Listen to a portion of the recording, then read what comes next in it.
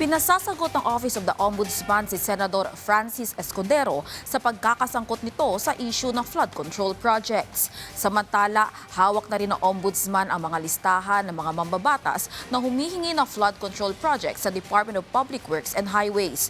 Yan ang ulat ni Rod Lagusad.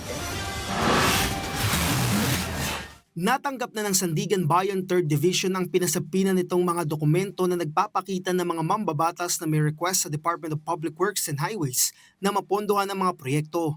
Ang naturang dokumento ay selyado. Ito'y kasunod na rin ng kautusan ng Korte. Iniutos ng Korte kay Engineer Gerard Longoria, Section Chief ng Programming Division ng DPWH, na dalhin ang mga naturang mga dokumento. Ito'y kaugnay na naging testimonya niya sa pagdinig ng Korte sa kasong malversation kaugnay ng umano'y Ghost Flood Control Project sa Pandi, Bulacan kung saan umano'y sangkot si dating Senador Bong Revilla at mga opisyal ng DPWH Bulacan 1st District Engineering Office.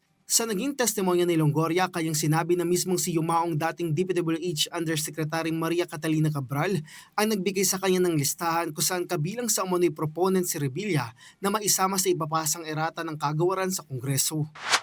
Pinasasagutan ng Office of the Ombudsman si dating Senate President Chis Escudero kaugnay ng pagkakasangkot nito sa issue ng flood control project. Ayon kay Assistant Ombudsman Miko Clavano, pinagsusumite na si Escudero ng counter-affidavit nito. Anyan, nasa preliminary investigation stage ng investigasyon kaugnay kay Escudero. Kasabay nito, nasa preliminary investigation stage na rin ang investigasyon kay dating House Speaker Martin Romualdez. Ayon kay Clavano, ang unang nakarating sa preliminary investigation ay kaugnay ng kasong money laundering. Parehong may precautionary hold departure order na inilabas ng Sandigan Bayan laban kay Escudero at Romualdez.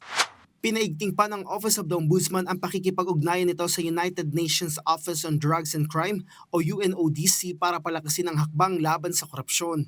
Ayon kay Ombudsman Jesus Crispin Remulla, ang partnership sa pagitan ng Office of the Ombudsman at United Nations Office on Drugs and Crime ay mahalaga para labanan ang korupsyon, pagkakaroon ng institutional capacity building at international cooperation. Bumisita sa ahensya si UNODC Southeast Asia and the Pacific Anti-Corruption Team Lead Anika Whites at UNODC Philippine National Program Officer Attorney Kirby Tibayan. Tampok sa naturang pagpupulong ang patuloy na pagtutulungan na nakatuon sa pagpapatupad ng United Nations Convention Against Corruption o UNCAC na niretipikahan ng Pilipinas noong 2006.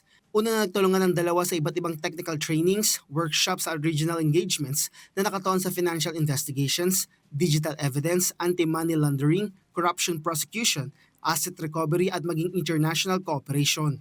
Ang naturang courtesy call ay nagsilbi din para mapag-usapan ng mga posibleng pagtutulungan sa hinaharap kabilang na pagdating sa advanced digital forensics training, pagpapalakas ng international cooperation mechanisms at posibleng pagbuo ng Unified National Anti-Corruption Framework para sa Pilipinas.